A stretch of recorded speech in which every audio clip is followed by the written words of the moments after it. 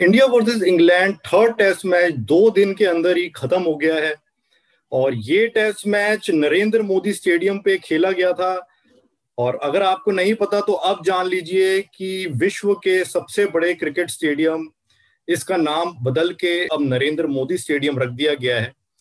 और यहाँ पे मैच शुरू होने से पहले ज्यादातर इंग्लैंड के समर्थक ये सोच रहे थे कि इस मैच में उनका पलड़ा भारी रहेगा। यहाँ पे क्लाइमेट, पिच उनको फेवर करेगी क्योंकि ये पिंक बॉल से मैच खेला जा रहा है, डे नाइट मैच था ये। पर एक शख्स था इंडियन टीम में जिसके इरादे कुछ और ही थे, जिसने कुछ और ही ठान रखा था। उसने रोका इंग्लैंड के प्लेयर्स को कि मैं भी हूं, अभी इतनी जल्दी धारणा ना बनाओ। और वो प्लेयर था अक्षर पटेल। अक्षर पटेल इस मैच में मैन ऑफ द मैच रहे। और इंग्लैंड के बैट्समैन बिल्कुल ही अक्षर पटेल को रीड नहीं कर पाए, उसकी बॉल को बिल्कुल नहीं समझ पाए। और अक्षर पटेल ने टोटल 11 विकेटें ली इस मैच में और बहुत ही जबरदस्त बॉलिंग की। और अब तो यहाँ पे कई इंडियन समर्थक ये भी सोच रहे हैं कि अगर अक्षर पटेल पहले टेस्ट मैच में इंजर्ड ना हुए होते, उसमें भी खेलते, तो क्या पता वो मैच भी इंडिया जीत जाती। उसमें जो उन्होंने इतना लंबा स्कोर मारा, तो अक्षर पटेल के होने से शायद हम इंग्लैंड को 300 साढ़े 300 पे ऑल आउट कर सकते थे और वो मैच भी जीत सकते थे। पर इस मैच की हम बात करें तो सबसे पहले तो हम बात करते हैं टॉस की। टॉस इस मैच में इंग्लैंड जीती और मैं कहूंगा ये अच्छा रहा, क्योंकि जो सेकंड टेस्ट मैच था उसमें इंडिया टॉस जीती थी, इंडिया ने पहले बैटिंग की थी। तो कहीं पे ये माना जा रहा था कि इंडिया को एडवांटेज मिल गया, पहले पिच आसान थी पहले दिन, और इसलिए वहां पे इंडिया जीतने में सफल रही। पर यहाँ पे इंग्लैंड ने टॉस जीती, इंग्लैंड ने पहले बैटिंग की और पहले बैटिंग करके भी वो एक अच्छा स्कोर नहीं मार पाए, एडवांटेज उन्होंने खो दी और बहुत जल्दी वो आउट हो गए, लगभग 125 के स्कोर पे ही।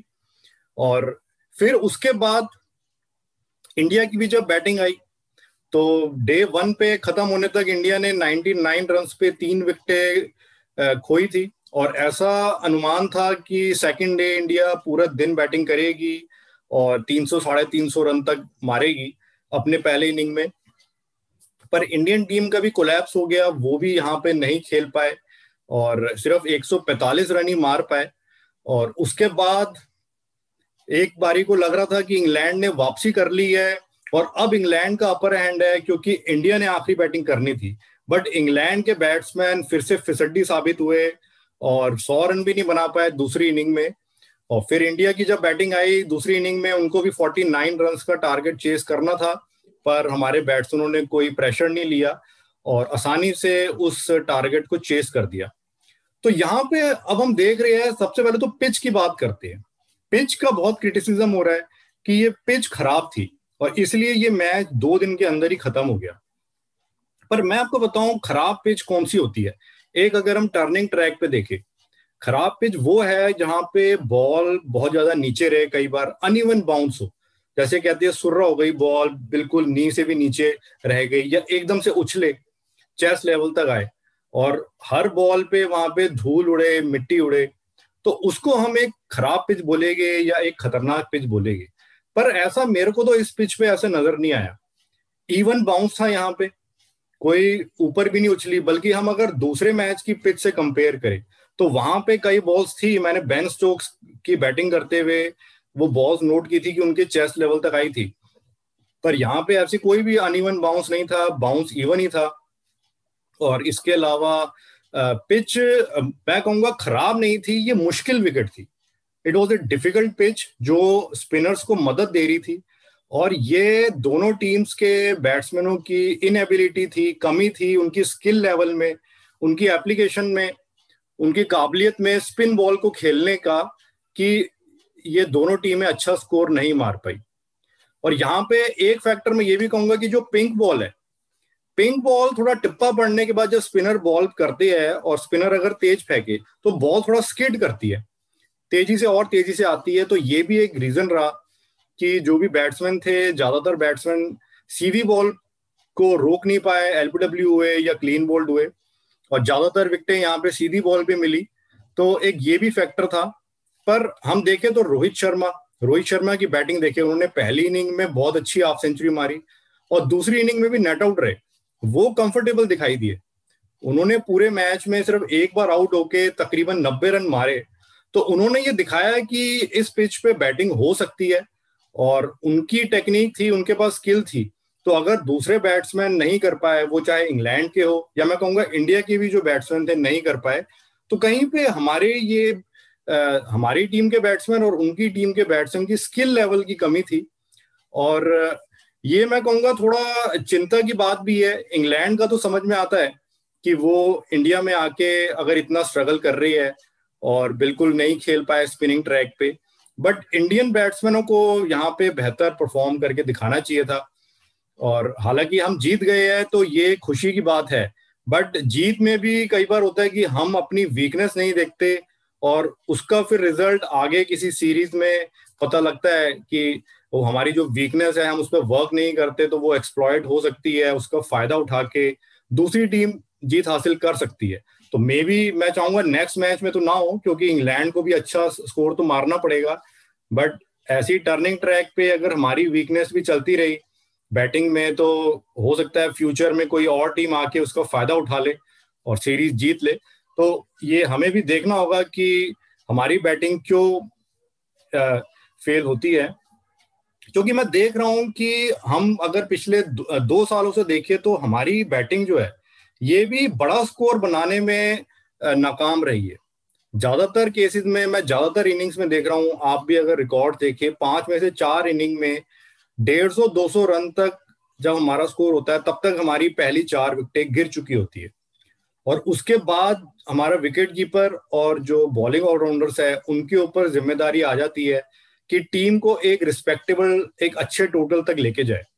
और इसमें हम ओवरऑल ज्यादातर मैचेस में जीत हासिल कर रहे हैं, बट इस वीकनेस को अगर हम साइड में रखते रहेंगे, उसको उसकी तरफ हम ब्लाइंड रहेंगे, देखेंगे नहीं, तो इसका खामियाजा हमें आगे भुगतना पड़ सकता है।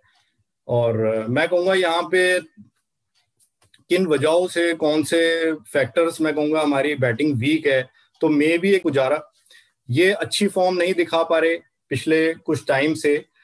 अच्छा खेल रहे हैं, अच्छे स्कोर मारे हैं, बट जो अब से 5-6 साल पहले या पिछले ऑस्ट्रेलियन टूर में बड़ी बड़ी सेंचुरीज, उन्होंने 3 सेंचुरी मारी थी। और इंडिया तो इनका स्ट्रांग पॉइंट है। इंडिया में तो इनकी 60 की एवरेज थी सीरीज स्टार्ट होने से पहले, तो उसके अकॉर्डिंग ये परफॉर्म अभी तक नहीं कर पाए हैं।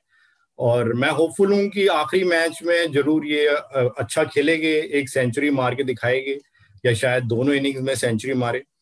तो एक तो मैं कहूंगा चेतेश्वर पुजारा थोड़े से वीक लिंक साबित हो रही है, और उधर से अजिंक्य रहाणे की भी इनकंसिस्टेंट फॉर्म जारी है।